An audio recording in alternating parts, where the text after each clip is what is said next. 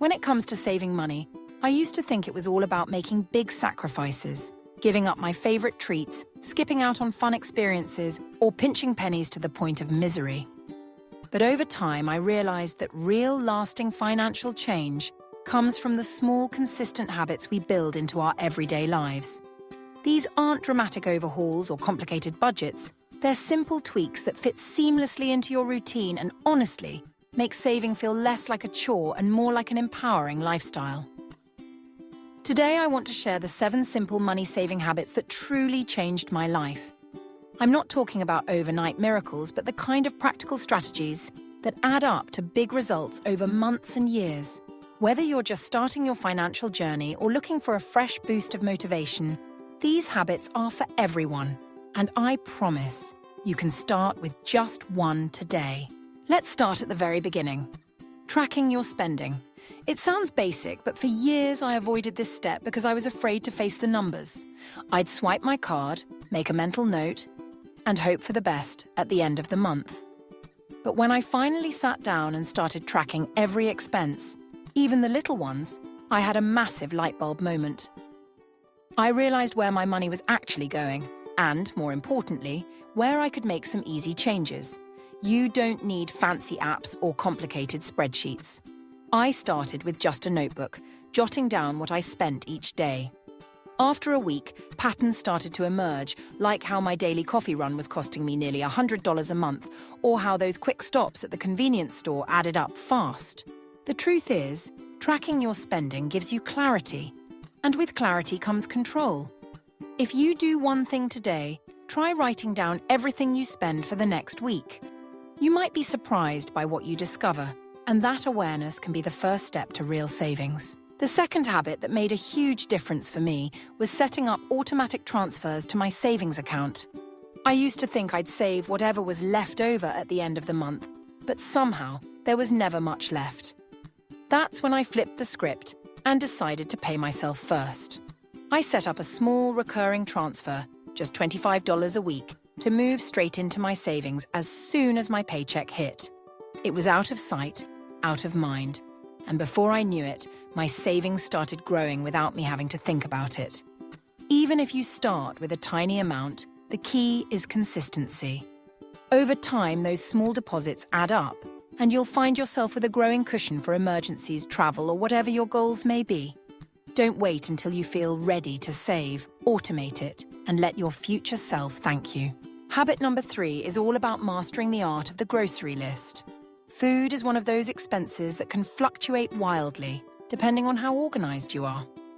I used to wander the aisles, grabbing whatever looked good, only to toss out wilted veggies or stale snacks weeks later. So I started meal planning, just a rough sketch of what I'd cook for the week, and made a grocery list based on those meals. I stuck to the list as much as possible, and suddenly my grocery bill dropped by 20 to 30%. It also helped me waste less food, which feels good both for my wallet and the planet. If you're new to meal planning, start simple. Pick 3 meals you love, write down the ingredients, and build your list from there.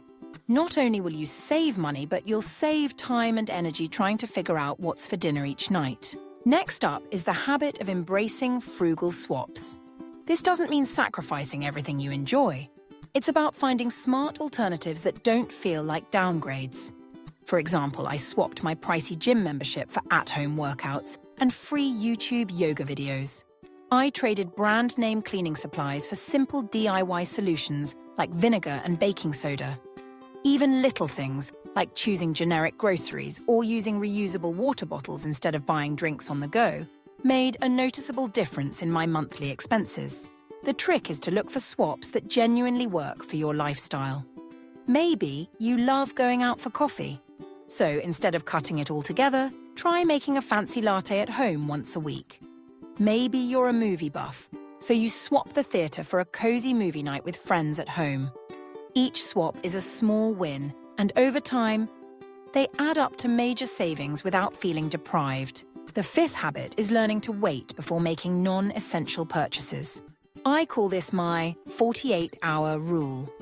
Whenever I see something I want, new shoes, the latest gadget, or those irresistible online sales. I put it on a wish list and wait at least 48 hours before buying. More often than not, the impulse fades, and I realize I don't actually need it. But if I'm still thinking about it after 2 days, I feel confident it's a thoughtful purchase, not just a whim. This simple pause has saved me hundreds, if not thousands, over the years. It's amazing how much of our spending is driven by emotion or FOMO, and just giving yourself a little space can help you make decisions you feel good about. If you're someone who struggles with impulse buys, try the 48-hour rule this week and see how it feels. You might find yourself spending less and appreciating what you do buy even more. Habit number 6 is maximizing rewards and cashback programs. I used to ignore loyalty programs thinking they were just marketing gimmicks. But when I started paying attention, signing up for grocery store rewards, using cashback credit cards responsibly, and downloading apps that offer points for everyday purchases, I realized there's real money to be made. For example, my grocery store gives me discounts every month just for scanning my loyalty card. My cashback card gives me a percentage back on gas and groceries, which I pay off in full each month to avoid interest. Even apps like Rakuten or Honey can help you earn a little back on online shopping. The key is to use these programs for things you already buy, not as an excuse to spend more. Take a few minutes to sign up for the rewards at places you shop most, and you might be surprised by how much you save over time. It's like free money for being a smart shopper. Last but not least, the 7th habit is practicing gratitude and contentment with what you have. I know this sounds a bit philosophical for a money-saving list, but hear me out. When I started focusing on what I already had, my cozy home, the clothes in my closet, the simple joys like homemade meals or walks with friends, I felt less driven to chase the next purchase. I realized that happiness isn't found in buying more stuff, but in appreciating what's already around me. This mindset shift made it easier to stick to my budget, enjoy the free or low-cost experiences in my life, and prioritize spending on things that truly matter. If you find yourself scrolling through shopping sites or feeling like you're missing out, try taking a moment to list 3 things you're grateful for today. It's a simple practice, but it can help reframe your relationship with money and spending. Of course, these 7 habits didn't happen overnight.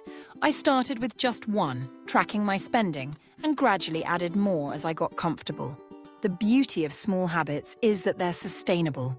You don't need to be perfect, and you don't need to do everything all at once. Each little change builds on the last, and before you know it, you're living a life that feels both financially secure and genuinely fulfilling. Let's break each habit down a bit more, so you can see exactly how to make them work for you. First, tracking your spending. If you're not sure where to start, try a simple method for 1 week. Write down everything: coffee, parking, groceries, streaming subscriptions, even tips you leave at restaurants. At the end of the week, add it up and look for trends. Maybe you notice you're spending a lot on lunches out, or that your monthly subscriptions are higher than you thought. Awareness is the first step.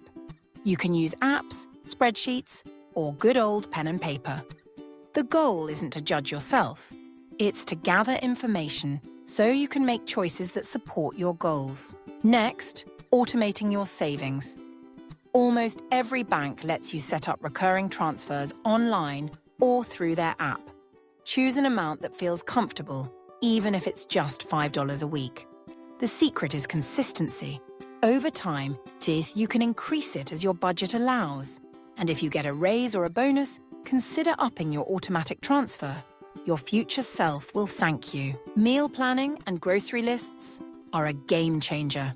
Start by thinking about your week. Maybe you know you'll be busy on Thursday, so plan a quick pasta night. Look at what you already have in your pantry and build meals around those ingredients. Not only does this save money, but it reduces food waste. I like to make a list of meals for the week, then write out the ingredients I need. Stick to the list as much as possible, and you'll see the savings add up. Frugal swaps are all about creativity. Think about the things you spend money on regularly. Is there a free or cheaper alternative? For example, instead of buying lunch every day, try bringing leftovers from home. Swap pricey workout classes for free community events. Use the library for books and movies instead of buying or streaming. Each swap is a small victory. And once you start looking for them, you'll find opportunities everywhere. The 48-hour rule is simple but powerful.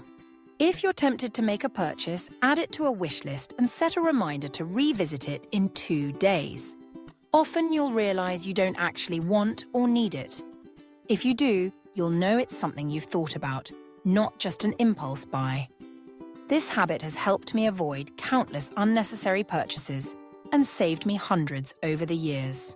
Maximizing rewards and cashback is about being intentional. Make a list of the stores you visit most and see if they offer loyalty programs.